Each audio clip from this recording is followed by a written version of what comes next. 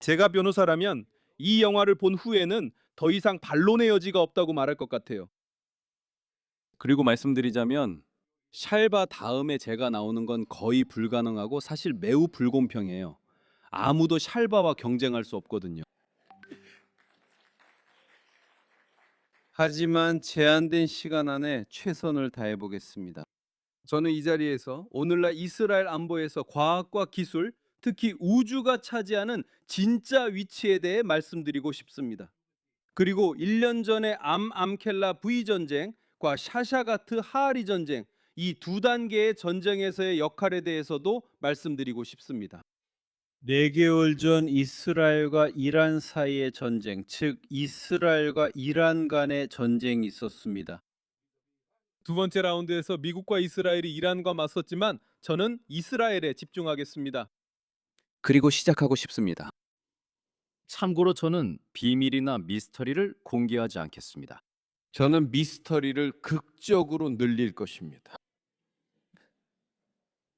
저는 라파엘 방위 시스템의 라파엘 경영진이 이스라엘 공군 사령관 오메르 티슐러 장군으로부터 받은 아주 특별하고 믿을 수 없는 편지로 시작하고 싶습니다. 이 편지는 이란과의 전쟁이 끝난 다음 날 받은 것이고 저는 이 특별한 편지의 마지막 부분만 인용하겠습니다. 그리고 더 중요한 것은 마프리아 샴이 아니라는 점입니다. 더 중요한 것은 마지막 문장뿐만 아니라 그가 보낸 편지의 마지막 단어입니다. 라파엘 방위 시스템입니다. 이렇게 진행되고 있습니다. 이스라엘 공군 사령관 티슐러 장군이 우리에게 이렇게 썼습니다. 결론적으로 저는 라파엘 없이는 우리가 해낼 수 없었음을 다시 한번 강조하고 싶습니다. 해시. 우리는 해낼 수 있었을 것입니다. 아무것도 할 수 없었죠. 느낌표. 이건 놀라운 일입니다. 그는 우리가 훨씬 덜 해낼 수 있었다고 말한 게 아니에요. 우리가 다른 장비, 다른 이스라엘이나 미국 장비를 사용해야 했다면 더 오래 걸렸을 거예요. 우리는 여러 대의 비행기를 잃었을 거예요. 비행기들. 라파엘 방어 시스템이 없었다면 우리는 아무것도 할 수 없었을 거예요. 이스라엘 공군 사령관이 인정하기는 매우 어렵지만 그리고 그들은 정말 환상적으로 작전을 수행했지만 여기서 주요 역할, 가장 중요한 역할은 라파엘이 제공한 과학과 기술이었다는 것을 인정해야 합니다. 이번 전쟁에서 있잖아요. 저는 아흐메드 켈 암켈라비온 이란과의 첫 번째 라운드에 집중하겠습니다. 하지만 사실 두 번째 라운드도 거의 마찬가지입니다. 이 전쟁에는 4단계가 있습니다. 그리고 이것은 완전히 새로운 시대이자 지상에서 벌어지는 새로운 형태의 전쟁입니다. 지상에서의 전쟁입니다. 지상에서의 전쟁입니다. 무력 충돌의 세계사에서 말이죠. 첫 번째 단계는 10초가 걸렸습니다. 제 말은 여러 달, 여러 해 동안 준비했지만 실제로 실행하는 데는 정확히 10초가 걸렸다는 겁니다. 두 번째 단계는 36시간이 걸렸습니다. 두 단계 모두 세계 무력 충돌 역사상 비범하고 비할 데 없으며 전례 없는 일이었습니다. 세 번째와 네 번째 단계는 그때는 12일이 걸렸고 지금은 40일이 걸렸습니다. 첫 번째 단계가 무엇이었습니까? 정확히 10초가 걸린 개시 타격이었습니다. 개시 타격에서 한 달 1년 전 암켈라 부위에서 우리는 죽이는 데 성공했습니다. 모두 일부가 아니라 모든 최고 지휘관들을 그리고 이란의 최고 보안 지도자들을 그들 모두입니다. 육군 참모총장, 형령수비대 참모총장, 왜냐하면 그들은 두 개의 서로 다른 군대를 가지고 있기 때문입니다. 공군 사령관, 공군 부사령관, 방공 시스템 사령관, 탄도 미사일 사령부 사령관, 정보국장까지 모두입니다.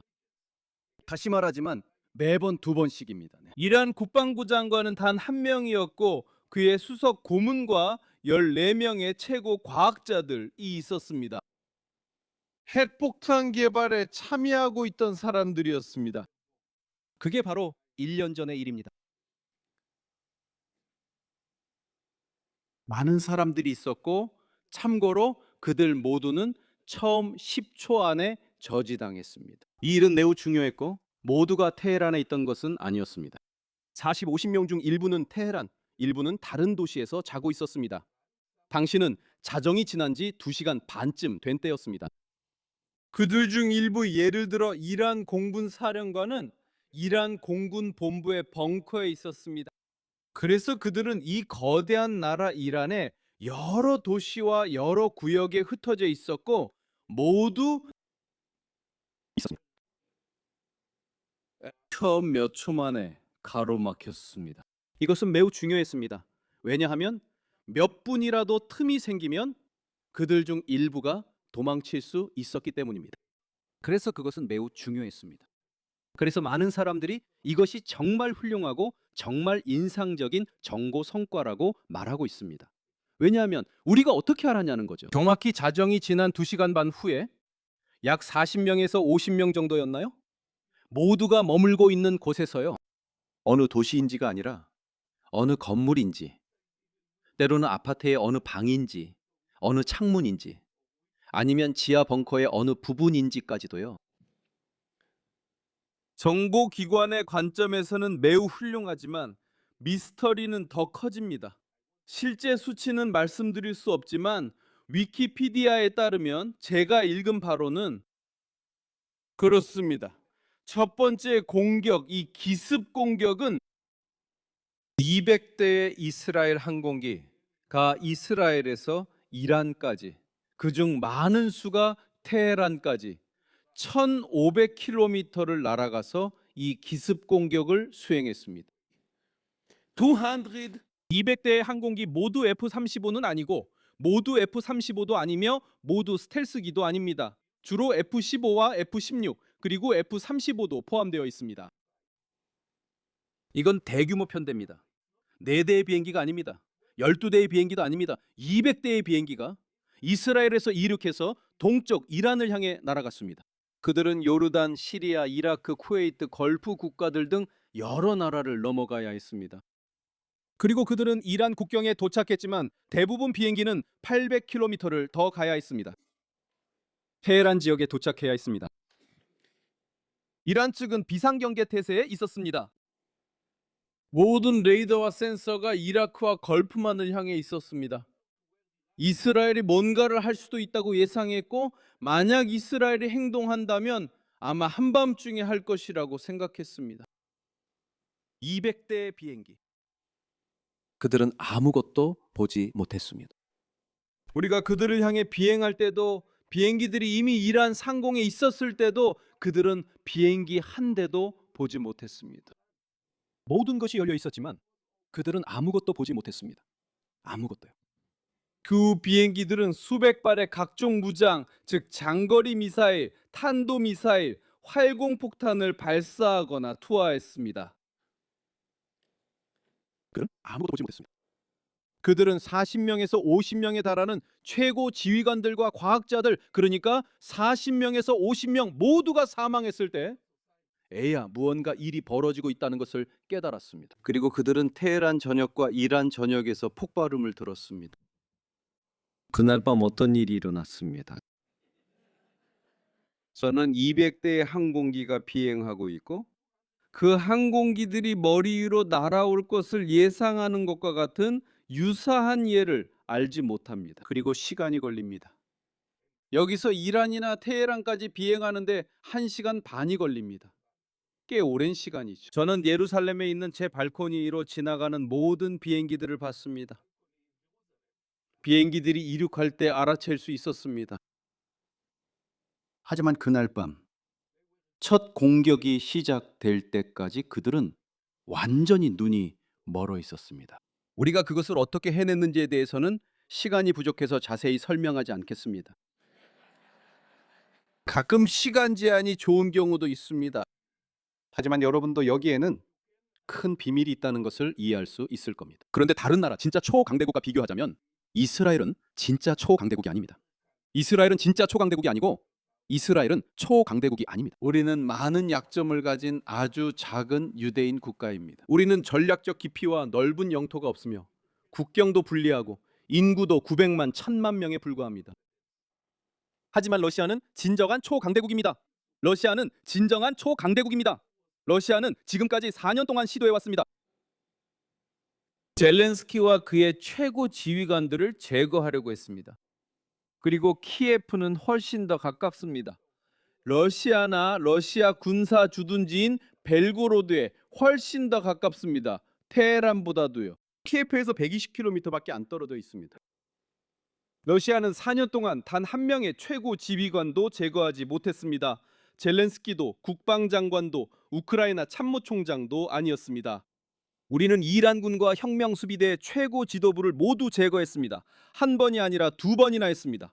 왜냐하면 8개월 후에 다시 한번 놀라운 작전으로 해냈기 때문입니다. 이미 우리가 노출된 상황에서도 말이죠. 다음으로 놀라운 단계는 이미 우리가 노출된 상황에서 즉시 우위를 확보해야 했다는 점이었습니다. 즉시 우위를 확보해야 했습니다. 이란과 테헤란에 대해 다시 우위를 점해야 했습니다. 여기서 1500km 떨어진 곳에서 정밀하게 그리고 많은 탄약으로 이란의 모든 핵시설과 모든 방위산업시설 그리고 모든 방위산업을 타격할 수 있도록 해야 했습니다. 그래서 전쟁이 시작된 후에는 즉시 제공권을 확보하는 것이 매우 중요했습니다. 러시아는 국경에서 100km 떨어진 키이우 상공에서 제공권 확보를 시도 중입니다. 그리고 4년간 제공권을 얻지 못했습니다.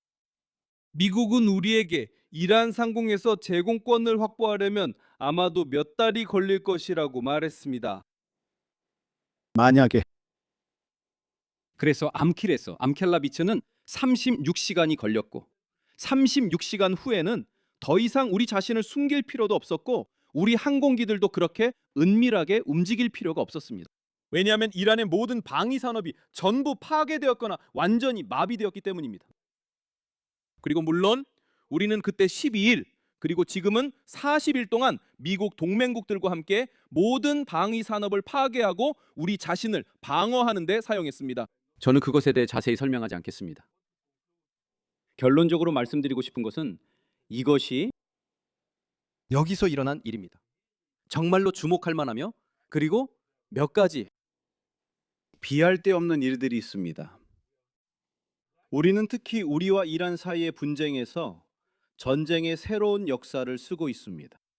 첫째로 보통 전시에는 적을 물리치면 전쟁을 끝내기 위해 상대편의 지도자나 방위사령관을 죽이기도 합니다.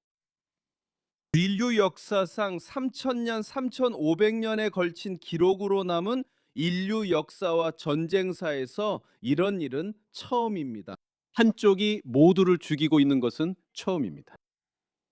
분쟁이 끝날 때가 아니라 분쟁이 시작된 첫 순간에 상대편의 지휘관들, 최고 지휘관들을 모두 죽이고 있는 것입니다.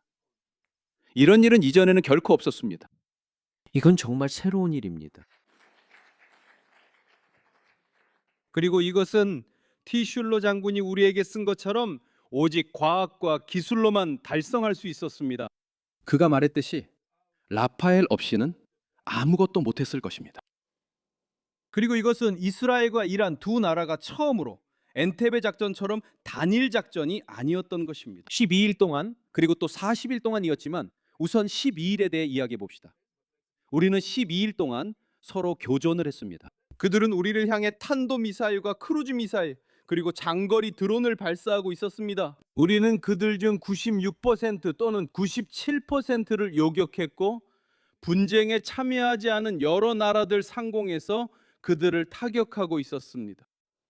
그것은 시리아, 레바논, 요르단, 사우디아라비아, 이라크, 쿠웨이트, 걸프 국가들, 카타르 등 모든 나라들 상공에서 이루어졌습니다. 이 교전, 이 모든 전쟁은 전쟁에 참여하지 않은 여러 나라들, 특히 암켈라비에서는 전혀 일어나지 않은 나라들 상공에서 벌어졌습니다. 역사상 처음으로 이런 일이 일어났습니다. 역사상 처음 한쪽이 제공권을 장악하고 있다는 것입니다. 바로 인근이 아니라 매우 먼 거리에서 말입니다. 정말 빠르게 거의 즉시입니다. 그래서 저는 결론을 내리고 그리고 미스터리를 더하고 싶습니다. 여기서 무언가가 실제로 일어났습니다. 이스라엘 공군 사령관에게는 아무것도 없다라는 말을 쓰는 것이 결코 쉬운 일이 아니었습니다. 당신 없었으면 우리는 아무것도 못했을 거예요. 이란에 대한 이 매우 명확하고 결정적이며 중대한 승리는 주로 달성되었습니다. 주동사들과 공군 그리고 정보요원들 모두를 존중하지만 이것은 주로 이스라엘, 특히 라파엘 그리고 이스라엘의 다른 기관들, 우리의 과학적 기술적 우위 덕분에 달성된 것입니다. 오늘날 우리는 세계의 그 어떤 강대국들조차 할 수 없는 일들을 할 수 있다고 말씀드릴 수 있습니다. 정쟁할 수 없습니다. 그리고 이것은 매우 중요합니다. 이것은 또한 강조합니다. 미국과의 동맹의 중요성을 보여줍니다. 왜냐하면 제가 항상 우리 미국 친구들에게 항상 강조하듯이 저는 누가 거인이고 누가 난쟁인지 알고 있다고 말합니다. 알겠습니까? 알겠어요? 우리는 혼란스럽지 않습니다. 우리는 누가 거인이고 누가 비둘기인지 알고 있습니다. 하지만 때로는 비둘기도 거인에게 정보, 몇몇 기술, 그리고 몇몇 돌파구를 제공할 수 있습니다. 그리고 때로는 거인과 비둘기가 함께 있을 때 각자 혼자 있을 때보다 더 강해집니다. 정말 감사합니다. 행운을 빕니다.